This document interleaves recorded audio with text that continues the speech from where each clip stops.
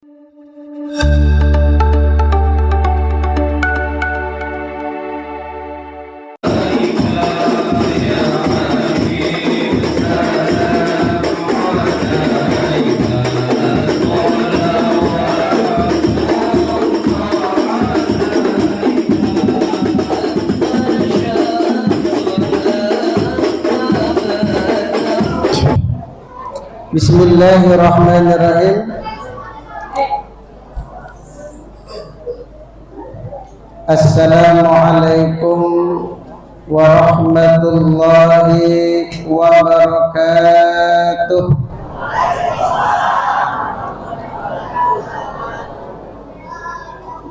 Nahmaduhu wa nusalli wa nusallimu ala rasulihil karim. Allahumma la ilma lana illa ma 'allamtana innaka anta 'alamul ghuyub. Rabbi shrah li sadri wa yassir li amri wahlul 'uqdatam min lisani yafqahu qawli. Yang saya muliakan para alim ulama, para asatidz yang sempat hadir di majelis yang insyaallah barakah. Yang saya hormati tokoh agama, tokoh masyarakat, tokoh adat atau pemangku adat yang hadir pada kesempatan ini. Dan yang saya hormati pengurus Masjid Al-Istiqomah Bapak Ustadz Semar SPDI.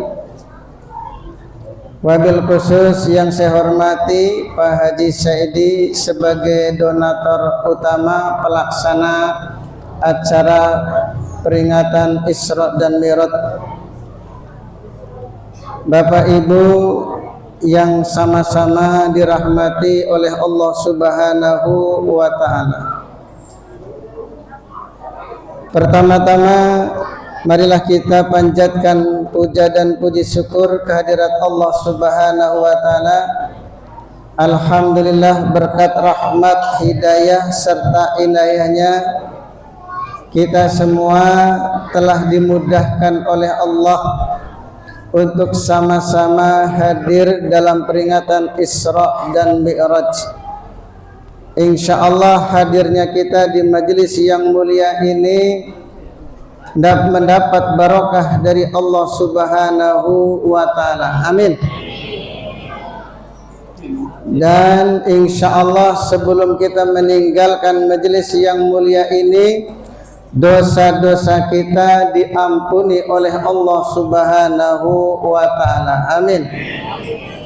Karena dalam satu hadis yang mafhumnya bahwa Allah Subhanahu wa ta'ala memiliki malaikat-malaikat khusus yang ditugaskan untuk mencari majelis-majelis zikir. Setiap majelis yang dibacakan ayat-ayat Al-Quran atau majelis itu ada salawatnya, maka majelis itu akan dihadiri oleh malaikat. Setelah malaikat mendapati satu majelis ada di Masjid Al-Istiqomah di Talang Pipa, maka salah satu malaikat tadi diutus menghadap Allah Subhanahu wa ta'ala. Ketika menghadap Allah, maka malaikat memberi laporan bahwa kami telah mendapati majelis-majelis zikir yang ada di Masjid Al-Istiqomah di kampung Talang Pipa. Mereka telah memuji-muji nikmat-Mu ya Allah, telah membaca ayat-ayat-Mu dan berselawat kepada Nabi-Mu. Maka kata Allah, "Ghassuhum rahmati," rahmatilah mereka atau curahkanlah mereka dengan rahmat-Ku. Maka insya Allah yang hadir pada malam ini, ini semua mendapat rahmat daripada Allah Subhanahu wa taala. Amin. Kemudian malaikat laporan lagi, ya Allah, di majelis Isra dan Mi'raj yang ada di Masjid Istiqomah Talang Pipa itu ada yang main-main HP.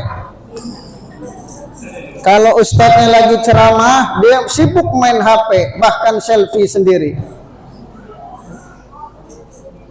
Maka apa kata Allah? Ghassuhum rahmati, liputilah mereka dengan rahmatku. Tapi di hadisnya bukan main HP, ibu, ya. Kata malaikat di hadisnya, ya Allah, itu dalam majelis itu ada orang yang pendosa. Dia duduk tuh cuma ikut-ikutan doang. Memang tidak asli dia tuh mau duduk dalam majelis taklim, cuma dia tuh hanya ikut-ikutan. Kebetulan acara itu ada makanannya, maka dia ikut-ikutan. Walaupun dia sudah pendosa, dia datang cuma ikut-ikutan. Apa kata Allah? Ghassuhum rahmati, liputi mereka dengan rahmatku. Hadirin yang dimuliakan oleh Allah Subhanahu wa taala.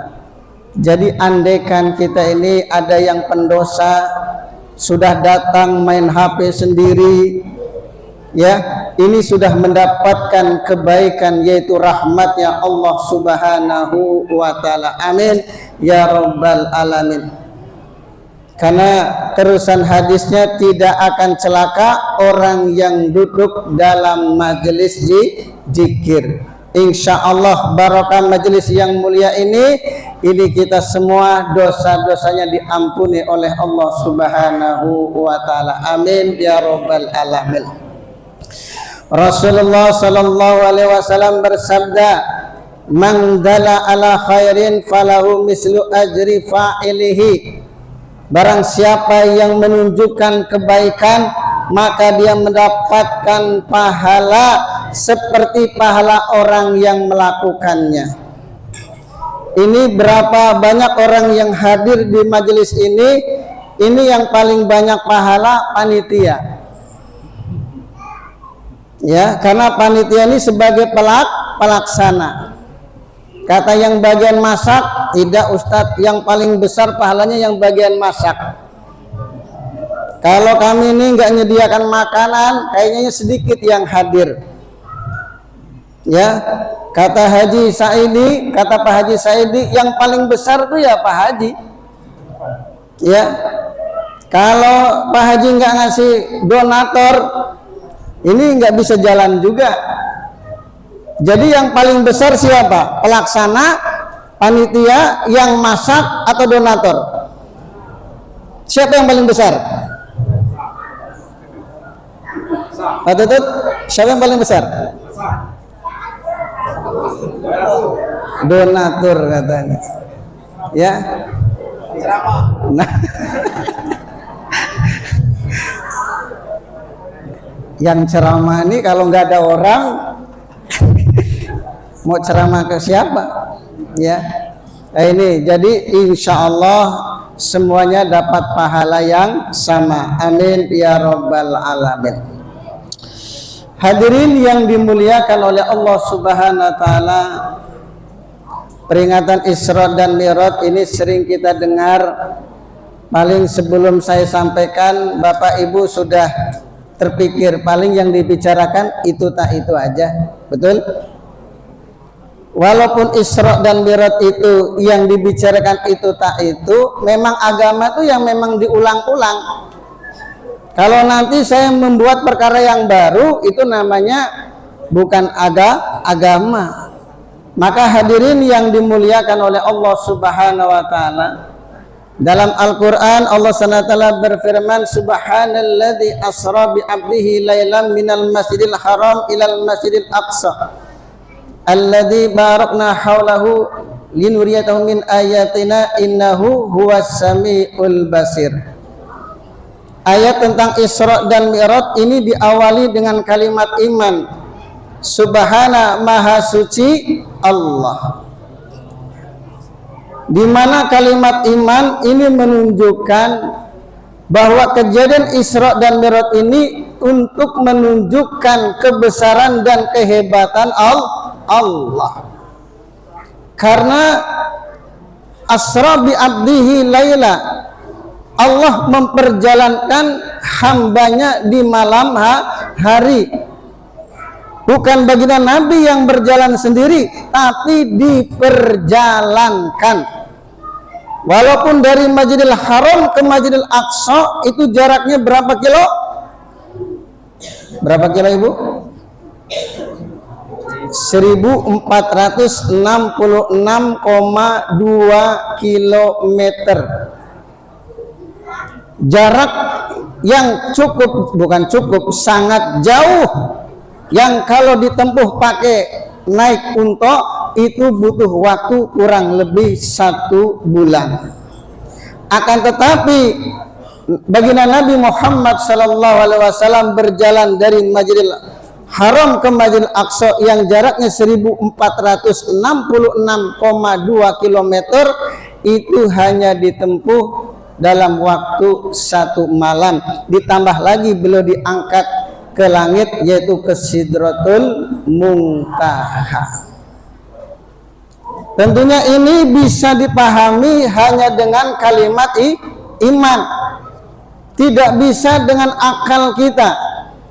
Maka ayat ini diawali dengan subhana, maha suci Allah yang telah memperjalankan hambanya dari Masjidil Haram ke Masjidil Aqsa, kemudian dan tempat yang diberkahi di sekelilingnya. Selain Masjidil Aqsa, yang tempat diberkahi yaitu Libanon, Syria, terus mana? Bukan Yaman. Wah, ya, bukan Yaman. Yaman nggak masuk. Palestina, Libanon, Syria, terus Talang Pipa. Bayangkan ada 4 Pak, Palestina, Syria, Libanon, satu lagi. Hah? Bukan Mesir. Kok Mesir? Coba lihat di Google aja lah. Ada 4 ya. Itu sekelilingnya diberkahi oleh Allah Subhanahu wa Ta'ala. Hadirin yang dimuliakan oleh Allah Subhanahu wa Ta'ala, kesimpulan ini kita ambil kesimpulan karena panjang nih, karena tadi sudah dikasih tahu sama Pak DKM pengurus, yaitu Pak Ustadz Semar, bicara masalah ibadah sholat. Kejadian Isra dan Mi'raj, kejadian yang sangat luar biasa, kejadian yang sangat dahsyat, suatu kejadian yang belum pernah dialami oleh para nabi dan rasul sebelumnya kecuali baginda Nabi Muhammad sallallahu alaihi wasallam. Akan tetapi kesimpulan daripada Isra dan Mi'raj, kejadian yang sangat besar, kesimpulannya cuma satu Pak, hanya untuk menerima perintah sholat. Padahal baginda Nabi Muhammad sallallahu alaihi wasallam ini menerima perintah sholat tempatnya bukan di bumi, tempatnya di Sidratul Muntaha, tempat yang paling istimewa. Kenapa tempat yang paling istimewa? Karena akan mendapatkan perintah yang paling istimewa, maka tempatnya pun harus paling istimewa, yaitu di Sidratul Muntaha. Ketika baginda Nabi Muhammad SAW menerima perintah salat 5 waktu, tempatnya di Sidratul Muntaha yang namanya Mi'raj, maka umatnya pun punya derajat yang sama, bisa Mi'raj kalau umatnya melaksanakan salat 5 waktu. Maka Bapak Ibu yang sama-sama dirahmati oleh Allah Subhanahu wa Ta'ala, hendaknya kita bersyukur sebagai umat baginda Nabi Muhammad sallallahu alaihi wasallam karena kita mendapat perintah salat 5 waktu. Nabi mengatakan as-salatu mi'rajul mu'minin, salat adalah mi'rajnya orang beriman. Artinya kalau orang menjalankan salat 5 waktu dengan sungguh-sungguh, insya Allah kehidupannya akan diberkahi oleh Allah Subhanahu wa ta'ala. Bagaimana tidak kita menghadap Allah dalam sehari semalam 5 kali.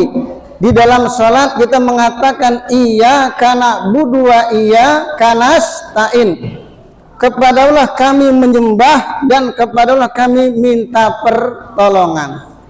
Maka tidak mungkin orang yang selesai sholat masalahnya nggak selesai, itu tidak mungkin. Kalau orang sholat masalah belum selesai, yang salah bukan sholatnya, tapi yang salah adalah orangnya. Karena ketika orang sholat ini sedang menghadap Allah, sedangkan Allah adalah penguasa alam semesta, penguasa dunia yang menciptakan masalah-masalah dunia, termasuk masalah ekonomi, masalah keluarga, masalah sakit, masalah teman. Itu semua masalah-masalah datangnya daripada Allah Subhanahu wa ta'ala. Dan seluruh permasalahan yang ada di dunia ini bisa diselesaikan hanya dengan sholat. Maka hadirin yang dimuliakan oleh Allah Subhanahu wa ta'ala, kalau orang itu sudah sholat kok dia belum selesai juga masalahnya, maka perlu dikoreksi sholat kita.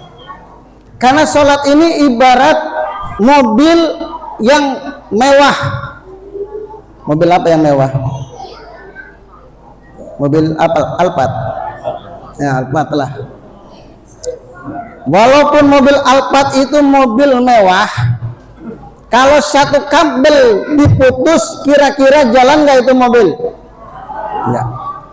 Atau pentilnya, walaupun kecil, pentilnya kita ambil, jalan nggak? Jalan, tapi nggak sempurna, ya. Begitu juga di dalam sholat. Kalau orang sudah sholat tapi masalah belum selesai, mesti ada yang salah di dalam sholat. Maka di antara supaya sholat kita ini diterima oleh Allah Subhanahu wa ta'ala, syarat sahnya sholat ini perlu kita harus tahu. Kenapa? Karena syarat sahnya sholat ini langkah awal supaya sholat kita ini diterima oleh Allah. Maka kunci surga adalah sholat, dan kunci sholat adalah toharoh. Walaupun sholat ini lebih utama, tapi sholat itu tidak akan diterima kalau orang itu tidak memiliki toharoh ataupun wudu. Maka syarat sahnya sholat ini harus tahu, pertama suci pakaian, yang kedua suci badan, baik dari hadas kecil maupun hadas besar, yang ketiga suci tempat sholatnya. Ya, karena apa?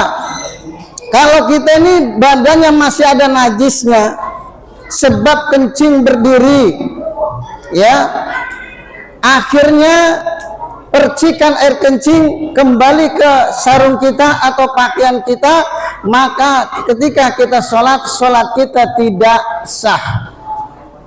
Kalau sholat kita tidak sah, artinya masalah-masalah kita tidak akan diselesaikan oleh Allah. Karena ini sudah janji Allah, wasta'inu bisabri wassalah, carilah pertolongan Allah dengan sabar dan sholat.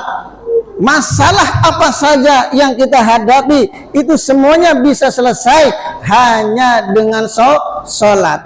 Maka syarat sahnya sholat ini perlu kita perhatikan. Mulai dari masalah toharoh, ya, cara mandi wajib yang betul, kemudian cara wudhu yang betul, ya. Ini karena kita selalu menemui ada aki-aki sudah punya cucu, mandi wajib pun nggak tahu, Pak. Mandi wajib nggak tahu, padahal bukan punya anak, cucu sudah punya, mandi wajib nggak tahu. Taunya dia tuh mandi keramas.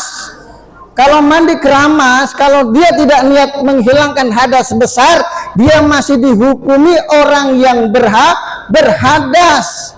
Kalau dihukumi orang yang berhadas, maka kalau dia sholatnya nggak diterima, kalau dia umrohnya nggak diterima, kalau dia hajinya tidak diterima, gara-gara masalah toharo. Maka ini pentingnya kita harus mengetahui bagaimana toharo yang benar, khususnya ketika masalah mandi wajib. Ini yang muda-muda, ya pemuda.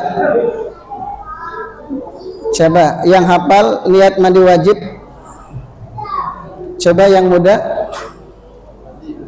Pemuda, coba niat mandi wajib. Angkat tangan. Pemudi. Coba yang laki-laki. Ini usia berapa ya? Tuh, Pak. Sudah SMA. Niat mandi wajib kayaknya nggak semua hafal, ya. Kalau orang itu sudah mimpi basah, kemudian dia tidak mandi wajib, sholatnya tidak sah, puasanya tidak sah, karena dia masih dalam keadaan berhadas. Walaupun mandinya air susu, ditambah rinso, bersih. Kalau dia tidak ada niat menghilangkan hadas besar, tetap dia dihukumi orang yang berhadas. Makanya pentingnya ya masalah toharo kita harus tahu. Kemudian suci pakaian. Jangan sampai pakaian kita ini najis. Kita mencuci dicampur dengan pakaian anak. Anak yang masih kecil itu kalau kencing berdiri, Bu. Ya, kalau kencing berdiri. Itu nanti celananya najis, dicampur dengan pakaian kita jadi satu, akhirnya bukan sekedar bersih, tapi dia masih dihukumi dalam keadaan najis. Kelihatannya bersih tapi tidak suci. Nah, kalau pakaian kita ini tidak suci, dipakai sholat kita tidak sah. Masalah diterima atau tidak memang itu urusan Allah. Akan tetapi kalau syarat sahnya sholat kita tidak dijalankan, maka ini sudah jelas sholat kita tidak diterima oleh Allah. Makanya hati-hati, khususnya ibu-ibu kalau mencuci pakaian yang milik anak itu, sebelum dicampur dengan pakaian kita, itu dicuci dengan air mengalir dulu. Air mengalir kemudian dimasukkan ke bak, boleh dicampur dengan pakaian kita. Karena kalau bapak ibu kan insya Allah kalau kencing duduk. Apa masih ada yang berdiri? Nah, ya, bapak ada yang masih berdiri? Kalau berdiri, ini Pak. Ya, itu nanti percikannya akan kena celana kita. Celana kita najis dicampur. Kalau nyucinya kayak di kali talang pipa, insya Allah suci itu. Ya, karena kalau nyucinya di kali itu aman, air mengalir. Tapi kalau nyucinya di mesin cuci, itu malah diaduk, kelihatannya bersih, tapi belum tentu suci. Ini jadi pakaian kita ini tidak memenuhi syarat untuk sholat, bersih tapi tidak suci. Kalau tidak suci dipakai sholatnya tidak sah. Maka ini syarat sahnya sholat perlu kita perhatikan. Ya, jadi kita ini bersyukur mendapat perintah sholat 5 waktu dari Allah Subhanahu Wa Taala. Karena kalau sholat kita ini beres, maknanya beres itu apa? Syarat sahnya sholat ini kita jalankan, maka layak sholat seperti itu akan mendapatkan pertolongan daripada Allah Subhanahu Wa Taala. Lihatlah kehidupan para wali-wali Allah, Bapak Ibu, ya. Mereka sholat 2 rakaat, sejadahnya dibuka, langsung keluar air. Ya, sholat 2 rakaat, buka sejadahnya, ada duitnya. Nah, kalau kita kira-kira gimana? Maka di zaman sahabat bernama Miqdad ibnu Aswad radhiyallahu anhu, ketika beliau buang air besar, ada seekor tikus keluar dari lubang membawa kepingan uang emas. Membawa kepingan uang emas. Asli emas, Pak. Bukan warnanya kuning, bukan, memang asli emas. Kemudian tikus itu masuk ke lubang lagi. Dia keluar lagi bawa kepingan uang emas lagi. Yang terakhir dia bawa sekantong-kantongnya. Ini beraknya sahabat, ya, bisa mendatangkan duit, Pak. Kalau kita dibuang air besar, kira-kira ada nggak tikus nganter uang ke kita, Pak? Ada. Paling bayar 2.000. Bayar 2.000. Ini sholatnya sahabat yang mampu menyelesaikan masalah. Maka hadirin yang dimuliakan oleh Allah Subhanahu wa taala, inilah pentingnya bagaimana kita memperhatikan masalah syarat sahnya sholat. Pertama, harus suci badan, baik dari hadas kecil maupun hadas besar. Yang kedua, suci pakaian, bukan sekedar bersih tapi pakaian betul-betul suci. Yang ketiga, suci tempat sholat. Jangan sampai tempat sholat kita ini terkena najis, menjadikan sebab sholat kita tidak diterima. Kalau syarat sahnya kita jalankan, insya Allah selepas salam, kata ulama, masalah-masalah kita akan diselesaikan oleh Allah Subhanahu wa ta'ala. Dan masalah yang paling besar itu bukan masalah di dunia. Masalah yang paling besar adalah di alam kubur. Maka hadirin yang dimuliakan oleh Allah Subhanahu wa ta'ala, kesusahan-kesusahan kita di dunia ini tidak seberapa, Bapak Ibu. Andaikan kita nggak punya uang, nggak jadi masalah. Kita nggak jadi pejabat, nggak jadi masalah. Nggak jadi pengusaha, nggak jadi masalah. Selama kita ini selamat daripada adab kubur. Yang jadi masalah ini kalau kita masuk di dalam kubur, ini kita disiksa oleh namanya ular sujaul aqra. Ya, itu ular yang ditugaskan untuk menyiksa ketika orang di alam kubur. Maka diantaranya adalah orang yang tidak betul atau tidak menjalankan istinja dengan benar. Karena kata baginda Nabi Muhammad SAW, aku melihat orang disiksa di kubur karena istinja yang tidak benar. Maka hadirin yang dimuliakan oleh Allah Subhanahu wa taala, maka mudah-mudahan peringatan Isra dan Mi'raj ini menambah ketakwaan kita kepada Allah Subhanahu wa taala, khususnya masalah sholat. Saya mohon masalah sholat ini diperhatikan betul-betul syarat sahnya sholat. Kalau sekiranya ibu tidak ngerti bisa ditanyakan ke Ustadz Semar, ya. Kalau andaikan ibu juga masih penasaran bisa datang ke Masjid Nurul Huda, karena setiap kami ke Pali ini selalu ada kajian di Masjid Nurul Huda setiap pada subuh. Itu kita bisa tanya jawab seputar masalah toharoh. Insya Allah, Pak ya, Ibu, ya pokoknya ini masalah syarat sahnya sholat ini perlu diperhatikan supaya sholat kita ini betul-betul diterima oleh Allah. Kalau sholat kita diterima, insya Allah kehidupan kita ini akan diberkahi oleh Allah Subhanahu wa ta'ala. Yang kita cari di hidup cuma satu, barokah. Ya, yang kita cari adalah barokah. Di dunia mulia, di akhirat juga mulia.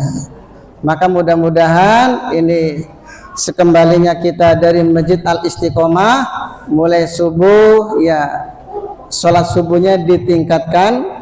Jangan sampai kita sholat di rumah. Usahakan untuk bapak-bapaknya jaga sholat berjamaahnya. Di samping bapak-bapak harus belajar masalah toharoh, syarat sahnya sholat ini harus belajar, karena setiap ibadah kalau tidak didasari dengan ilmu ini juga tidak diterima oleh Allah Subhanahu wa ta'ala.